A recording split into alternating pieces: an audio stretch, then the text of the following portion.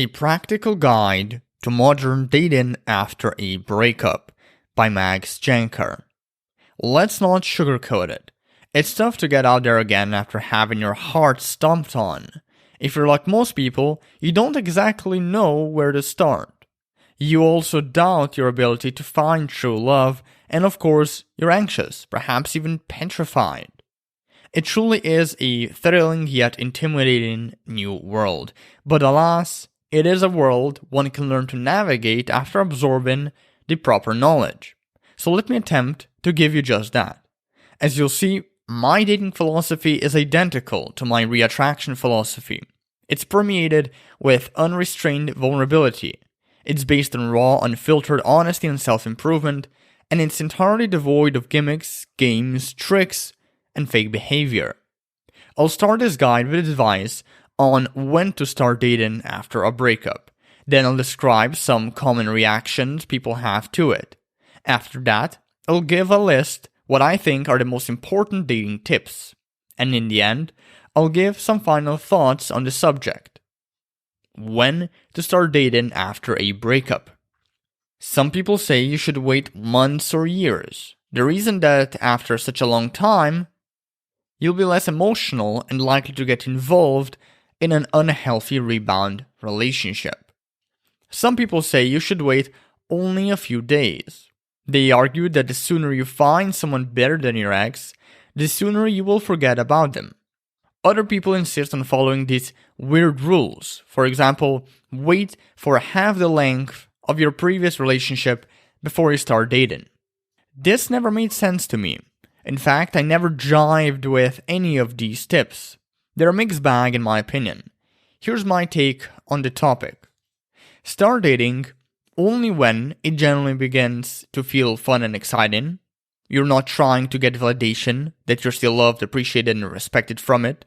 You're not trying to suppress or avoid your breakup pain by getting lost in the warm embrace of strangers, and when you're not trying to prove to your ex or yourself that you are better off.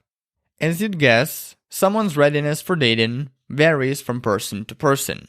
Ready Ray might be immediately willing to jump into dating after being dumped, whereas Steady Stan might need to work on himself for a couple of months before he's ready. Common post-breakup dating reactions. Number 1. Dating brings me right back to pain. This reaction can mean one of two things. Either it signals your brain that A, you're actually moving on and thus shocks you, or B, you're rushing things and aren't really ready for dating. Regardless, if dating hurts, take a break and try again later. 2. I'm not interested in or attracted to this person. Sometimes this apathetic response is accurate, in which case move on to someone else. But other times, in fact, most of the time, it's merely your anxiety's defense mechanism. You pretend you don't find your date stimulating only to give yourself a quick way out, a way to avoid rejection. 3. This person isn't interested in or attracted to me. Newsflash, sunshine, most of your dates won't work out, and most people, they will reject you. It's the name of the game. You need to plow through the dense muck of no's to get to the occasional yeses. 4. This isn't working, I'll be alone forever. I'm so lonely. To this I say, cut it out with the bullshit, stop playing the victim, and keep reaching for the right person. Participate in your own rescue or get suffocated by loneliness. 5. What the fuck am I doing with my life? To this response I say, relax. You're dating. Don't rush it, don't try too hard, don't overwhelm yourself. Go with the flow, reflect on your mistakes and rejections, see what kinds of people you can meet, and don't take it too seriously. More on this later. Advice for dating after a breakup. The following is far from an exhaustive list. These are merely the dating tips and advice I find particularly important, listed in no particular order. 1. Become non-needy. While neediness is the root of all unattractiveness, Non-neediness is the root of all attractiveness. The more needy you are, the quicker you'll diminish your date's attraction. The less needy you are, the quicker you will raise your date's attraction. But what is neediness? Neediness occurs when you prioritize your date's perception of you over your perception of yourself. When you are needy, you care more about what your date thinks, feels, and believes than what you think, feel, and believe. And what does neediness look like? Well, it manifests itself through behaviors done with unattractive intentions, like trying to cajole, manipulate, or force your date to give you a desired response or seeking their validation. For example, a needy person will try to impress their date by boasting or subtly dropping hints about their financial success or fame, whereas a non-needy person will generally try to get to know the other person and determine if they are compatible. 2. Be vulnerable. There is a dizzying amount of slimy dating advice out there. The kind of advice that focuses on tactics, tricks, and manipulation and completely misses the emotional realities of reattraction and the thrill of meeting someone new. You've probably come across advice like this at some point. Wait X amount of days before calling back, never text twice, pull away when your date pushes forward or makes a move, playing hard to get. Always end the interaction first, leaving the other person wanting more. I want you to forget these things because they don't fucking work. They're pointless gimmicks that only do more harm than good. So instead of opting for them, opt for vulnerability. Now, vulnerability is a touchy topic. Most people think of it as emotional vomit, professing your undying love for someone. But the truth is, that's not true vulnerability. True vulnerability is much more boring, but also infinitely more powerful and sexy. And there are mountains of studies backing up its validity. True vulnerability is when you unconditionally express your feelings or thoughts to your date. That is, without expecting a particular response in return. It's when you unabashedly and without ulterior motives tell your date, for example, that they're hot or that you like them. It's when you get essentially out of your shell and actually risk rejection. 3. Take care of life essential areas. 1. Get quality sleep. No screens 1 to 2 hours before bed. Have a consistent sleep schedule. Go to bed and wake up at the same time every day. Sleep for 7 to 8 hours per day. Keep your room dark, cold, and with minimal disturbances. 2. Have a healthy diet. Eat lots of vegetables and fruits. Eliminate or limit pasta, sugar, and processed and fried shit. Don't be too hard on yourself, but stay conscious of what you put in your mouth. 3. Have an exercise regime. Running, lifting weights, hiking, swimming, cycling, etc. Just stay active. Do something to force your body into motion every day. 4. Take care of your hygiene. Dress well, don't go out with worn out, shitty clothes, shower daily, clip your nails, wash your hair. I know this is obvious, but I see so many people who look like little goblins after their breakup. Don't be one of them. 5. Well-being.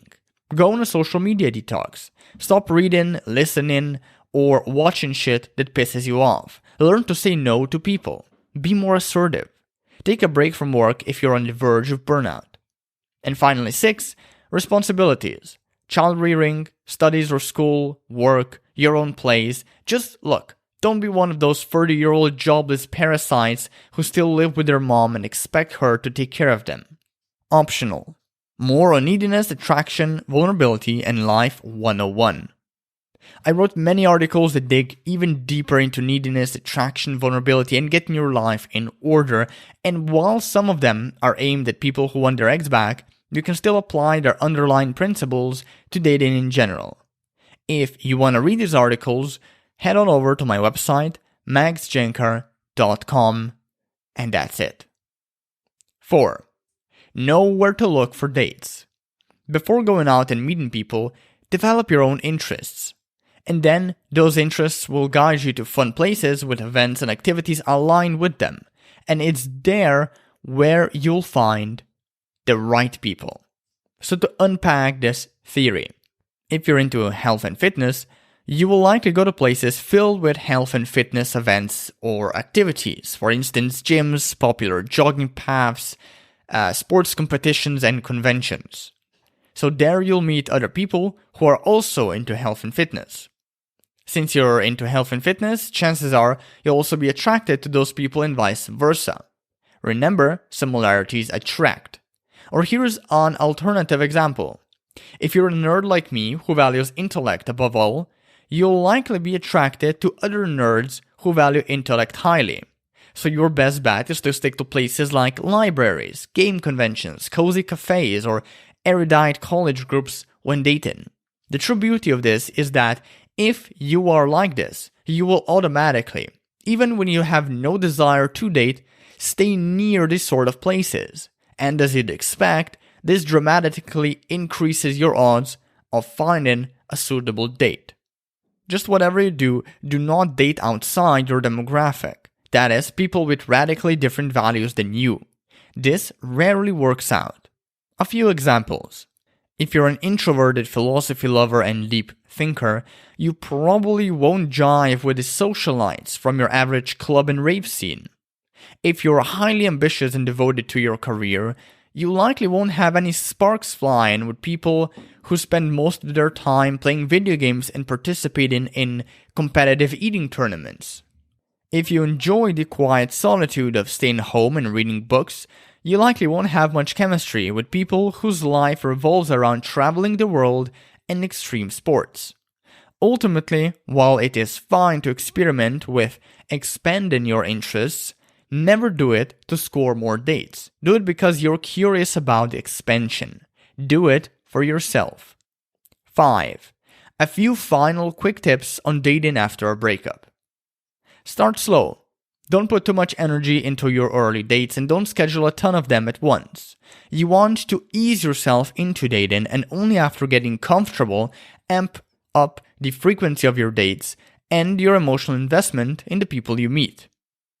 Don't blame the dates, the night, the venue, blah blah blah, when you get rejected.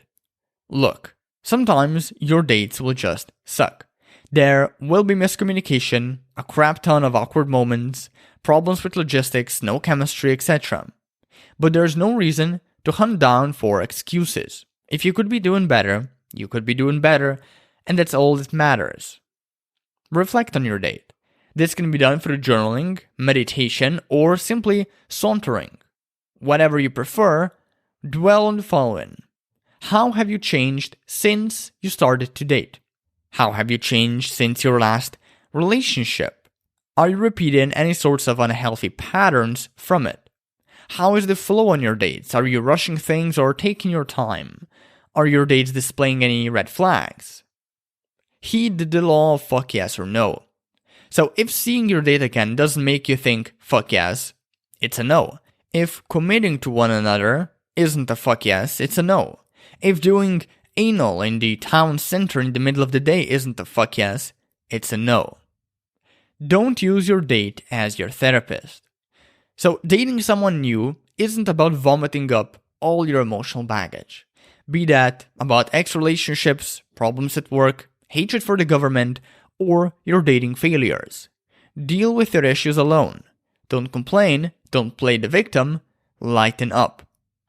A few good dating locations to keep in mind. Park, bowling alley, dive bar, comedy club, arcade, road trip, museum, art gallery, zoo, carnival, amusement park, cafe or coffee shop, library, rollerblading, ice skating, wall climbing, golf or mini golf, kite flying, walking in the park, hiking, bowling, go-karts, sightseeing. Engage smartly. If you're normally chatty, try to hold off and listen to the other person. Whereas if you're normally shy and reserved, try to take more initiative in the conversation. Don't display toxic vulnerability. Don't reveal deep, dark secrets after just meeting your date. Don't drone on about your ex even if they inquire about it. And don't trade fucking war stories. Grow the hell up. Similarly, if your date pressed you on your former relationship, I would give an honest answer, but then change the topic or say you want to talk about something else. No use in stirring shit. The point of a date is to have fun and to hook up. Avoid mindless chit-chat after your date. In other words, lay off the phone. Keep texting, emailing, and calling to a minimum. It usually only leads to miscommunication, awkward moments, and robs you of topics you could talk about on your date, making them dull and uninspired. As a rule of thumb, use your phone solely to set dates and deal with logistics. Do not rush things. Don't just commit to a person after 2 to 3 dates. Stick to dating them for at least 1 to 2 months before committing. Get to really know the other person. Likewise, date them officially for 3 to 5 years before moving in together, lending them money, thinking about kids and marriage, etc. Don't allow yourself to be pushed too fast. If your date is rushing commitment and can't slow down, assert your boundaries and tell them to fucking bump the brakes. The last thing you want is to get into a relationship unwillingly and with someone pushy or possessive. Don't obsess about the future. So if your date goes badly, don't fall into the bullshit and think you're unworthy of love suddenly. Conversely, if your date goes well, don't fall for the bullshit that you've just met the love of your life. Stay in the present, focus on the process, not the result. And finally, don't be hard on yourself. Don't beat yourself up when you get rejected, and don't start self-flagellating if you make things awkward. Nothing good comes out of those reactions. Try to hold off all self-criticism and pitying until you get home. And even then, don't go crazy. Perhaps take out a journal and start writing down a reflection of your date. What went wrong and what could you do better next time? Final thoughts on dating after a breakup. Maybe you want to date casually, no strings attached. Maybe you want to experiment with polygamy and other alternative relationship configurations. Or perhaps you simply want to find that one special someone and, quote-unquote, live happily ever after. Regardless of your goal, know this. To find success in love, you've got to become someone who actually brings something to the table and loves and values themselves. This is why I always say that dating and relationship advice is simply self-development advice in disguise. If you don't have an attractive identity, don't have your emotional shit in order, and don't value and love yourself, you'll at some point sputter and stall out like a shitty car engine, and your love life will suck as a result, and misery will eventually ensue, engulfing you whole in an endless gray miasma. In other words, cultivating healthy and fulfilling relationships with others starts with cultivating a healthy and fulfilling relationship with yourself.